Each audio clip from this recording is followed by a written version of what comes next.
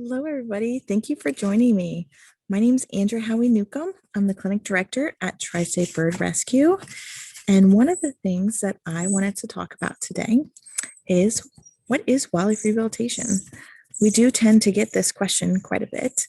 And I have to admit, I love when I meet people and they ask me what I do. And I say, well, I'm a wildlife rehabilitator. And their first question is, oh, that's cool. What is that? So I always get to explain to them what wildlife rehabilitation is and why it's a little different than maybe some things they're used to, like a zoo or a nature center. So that's some things we're gonna address today. So thank you for joining me.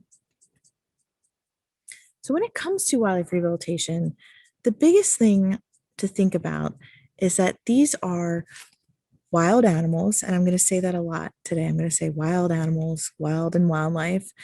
And our main goal and purpose is to treat whatever issue brought them to our center and to have them here for the smallest amount of time possible. And then when we release them, they have to be able to survive out in nature. And we all know nature is, she's a tough cookie. So they need to be able to survive out there, find food, see the food, hunt, avoid predators, find a mate, raise young. There's so many different things that they need to do in order to survive out in the wild. And that is one of the things that makes us a little different when it comes to a zoo or a nature center where you see other wild animals or birds on display. It also is a lot different than when we have our own wild or our own pets and bringing them to a vet hospital. So again, we'll kind of delve into those things a little bit more. So when you go to these zoos and nature centers and you see these animals on display, you're going to notice a couple things. They're very calm. They are used to people. They're habituated. They have a good temperament when people are walking by them.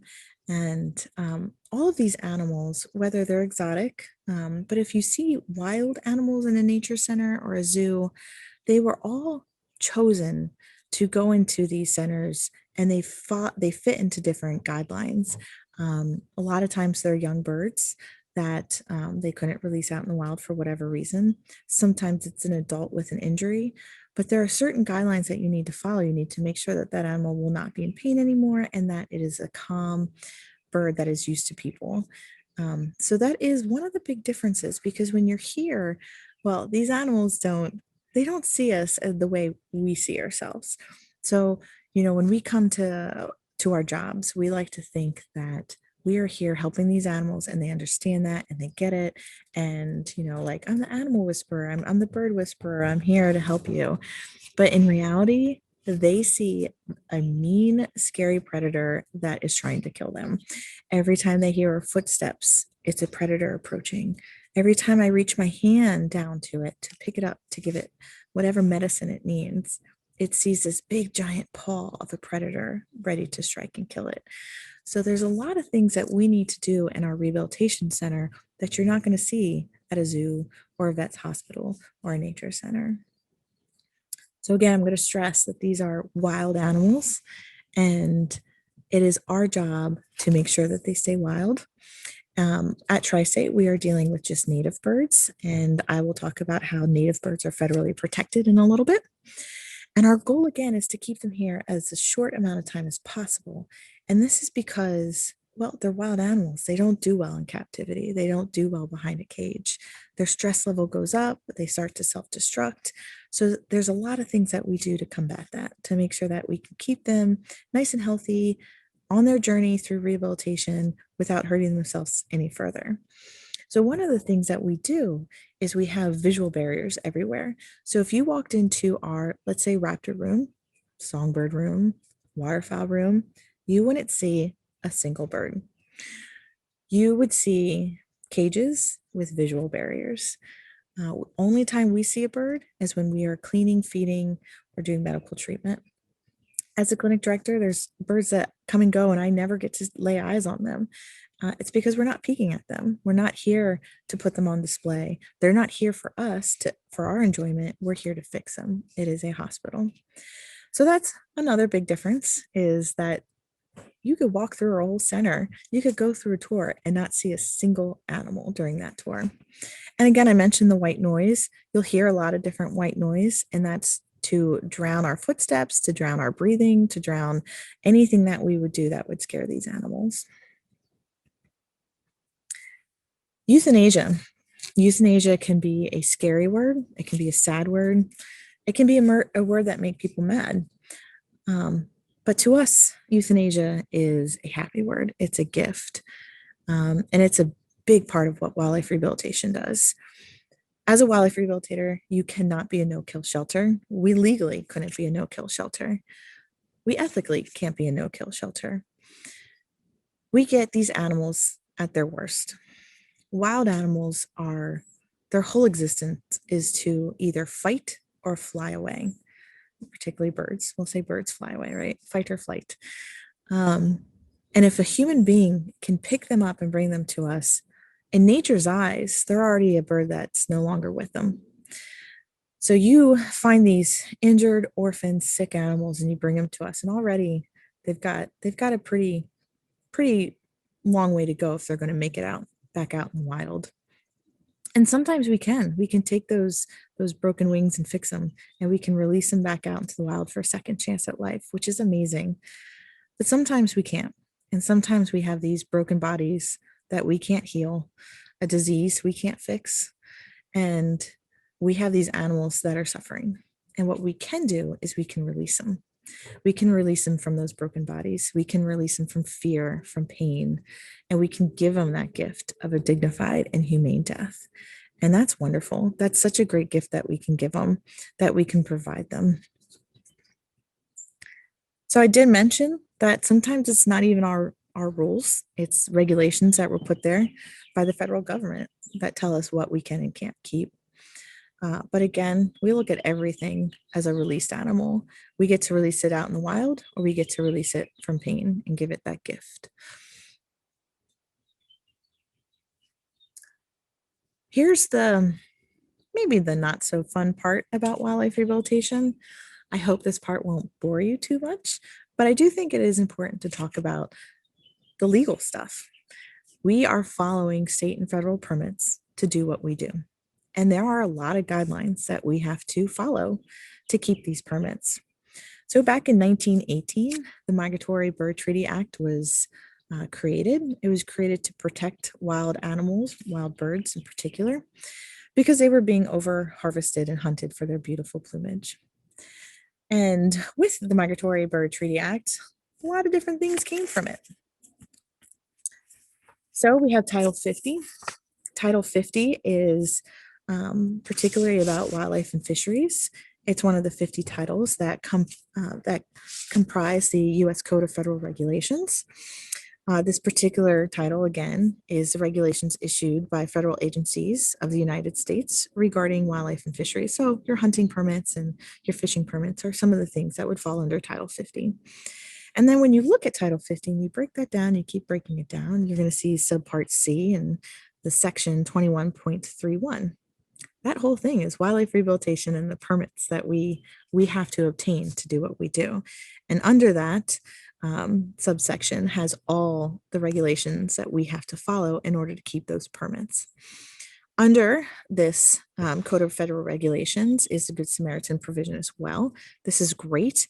It allows the public who are not permitted to rescue animals, to find them on the side of the road or in your cat's mouth, and to temporarily possess that wild animal to transport it to a wildlife rehabilitation center.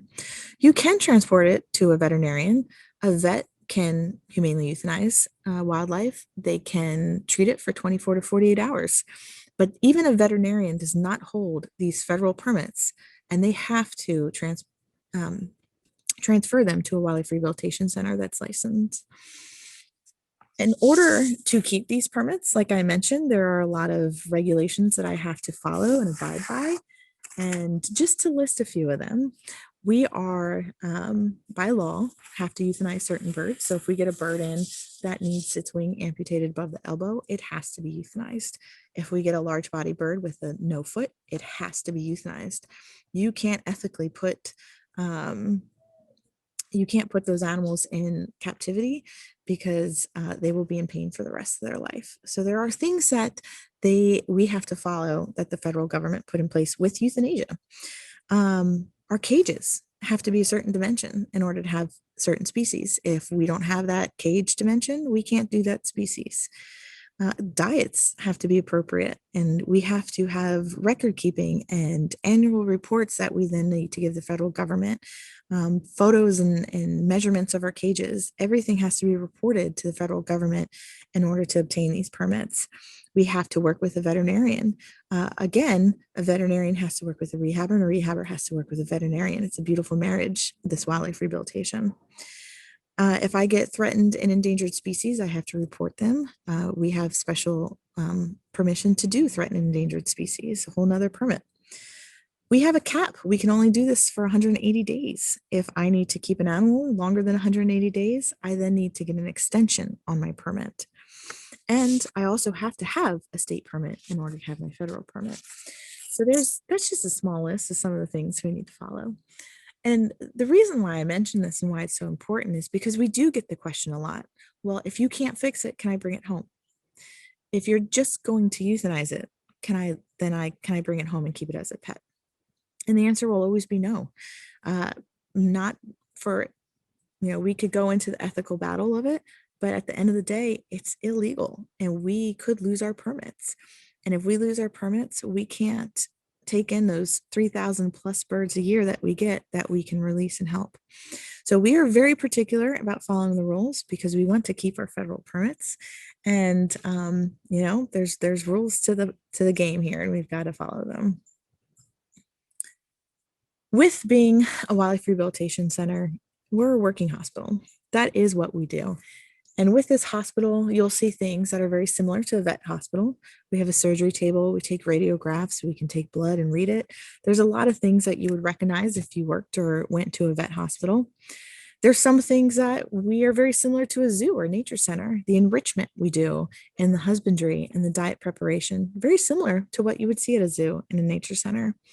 So there are things that overlap, and there are things that are commonplace in both centers. But again, the biggest one is that these are wild animals that are only here for a short period of time and who are not on display.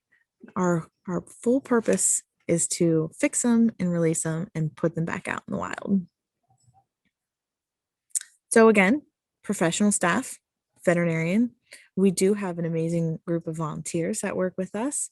And at the end of the day, everything we do is for the birds, is for the betterment of the birds. Now, Tri-State's good. We've been around for 45 years. We've had a lot of lessons learned during those 45 years, but we will never be as good as Mother Nature. So if we have a healthy bird, a healthy baby bird, we want to put that bird right back out into nature. There are so many things that we can't do that nature can do, that nature can do. For example, we can't give them the night sky. A lot of people think that they're starting to learn the migration routes by the stars in the sky, and it starts in their nest, and we can't give them that. We can't teach them their local dialect. Even a robin might have a different song depending on where it comes from. We can't teach them the warning signals of a cat or of a bus or of any predator out there. Even though I don't think nature has quite or they haven't evolved yet to really understand the cats and the bus. And so let's say a bald eagle or a fox, something that they are more used to when it comes to predators. We can't teach them that. We can't teach them how to hunt. We can't teach them how to find their food. And we can't provide the variety of food that they get out in nature like mother bird will feed their babies. So we do want to get these guys back out as soon as possible and as quickly as possible. And we have an amazing renesting team. And when I say renesting, I'm talking about fostering and reuniting. Fostering is when we put it back out into a wild adopted family, and reunited is going into the original family unit. We do this with our raptors. Some raptor species have a 10% survival rate. It's pretty harsh. That means only 10% of them are making it to their first year. So if we raised them, it would be even less. So it's really important that we get our raptors out there. Last year, we were able to get 50 of them out that were reunited and another 6 that were fostered. So we're really proud of that. And it's not just the raptors, it's the songbirds. Look, 117 reunited songbirds. That was mostly birds that were bird napped. So don't be a bird napper. Bird napping is when you find a fledgling and it's on the ground. They spend about a week on the ground before they can fly. And it's scary. It's a scary time. You know, there are cats and snakes and raccoons and a lot of things that can get them, but it's part of nature. The parents are teaching them how to avoid those scary things, and they need to learn those lessons from the parents. So we do, you can bring it in, we can check them out, we can see if it's okay, but stick around because if they are healthy, we're going to send them right back with you. Waterfowl is another really big one. We tend to foster the waterfowl, like this cute little gosling.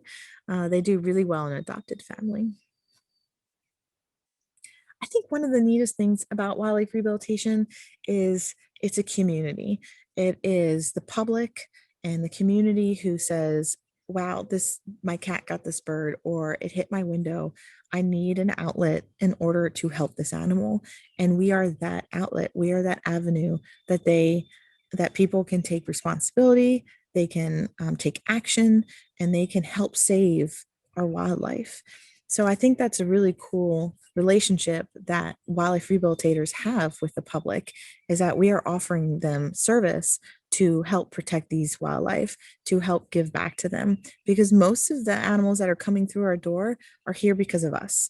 Um, Generally, it's non intentional, but we do have cats out there that are not part of nature that folks let their cats roam free. Vehicle collision, hit by window or hit a window. We chop trees down during baby season. Again, sometimes you have to chop that tree down. It could be a danger to our house, to our family, to the road. Um, so it's nice to have that avenue to give back and say, I'm really sorry. I had to chop this tree down, but I'm going to find you help. And that's what wildlife rehabilitators are here. They're here to give the public an avenue to find help for these animals so that we can save these birds for the future generations to come. Every animal is really going to make a difference. And we see them. We see a lot of different species that come through our door. And again, I think that's what's one of the amazing things about being a wildlife rehabilitator is that we do see several different species. Here at Tri-State alone, 185 different species can come through our door at any given year, and we can get the tiny little hummingbird baby to the mighty eagle and pelagic birds like these northern gannets. Pelagic bird is something you would only see out in the sea. If you were out in the ocean on a boat far away, you would see these gannets, and then everything in between. And I really do think that's one of the spectacular things about being a wildlife rehabilitator is we get to see these amazing birds, learn the anatomy, learn their natural history, and we're constantly always learning. And I think you'll never get bored being a wildlife rehabilitator because there's always something new to learn about all these species coming through our door. I'm so happy you guys joined me today. I hope I was able to clear up some of the um, maybe misinformation about wildlife rehabilitators or the mystery about the wildlife rehabilitation career path. And if you have any other questions, please feel free to email me. It's ahowie@tristatebird.org. And I really hope you enjoy the rest of the open house. And thank you for being a part of our community.